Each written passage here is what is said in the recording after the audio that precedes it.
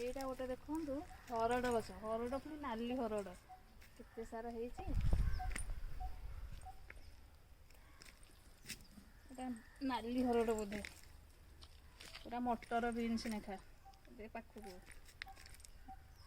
Green ମଟର ଯେମିତି ବଡ଼ ବଡ଼ ଟିକେ ଭଲ ହୁଏ ସେମିତିଆ ହେଇଛି। ଭଲ ମିଠା ଅଛି। ଗୋଟେ ଗଛ ଦିଟା ଗଛ ଜମା ସମୁଦାୟ ଅଛି କିନ୍ତୁ ବହୁତ ସାରା ହେଇଛି।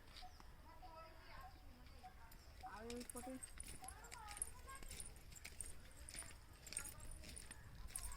ଏତ ସବୁ ଅଦା, ସବୁ ତକ ପୁରା ଏଇ ଖଣ୍ଡ ଅଞ୍ଚଳ ବି ଅଦା।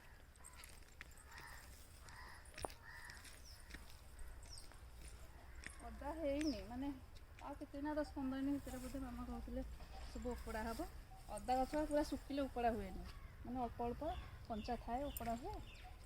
ଆଉ ଏପଟେ କଣ ଗୋଟେ ବୁଣୁଛନ୍ତି ଜଣାପଡ଼ୁନି, ଶାଗ ଫାଗ ବୋଧେ କଣ ଲଗେଇଥିବେ। ଆଉ ଏପଟେ ସବୁ ରସୁଣ ପିଆଜ ଏରା ସବୁ ଆଉ ରସୁଣ ପିଆଜ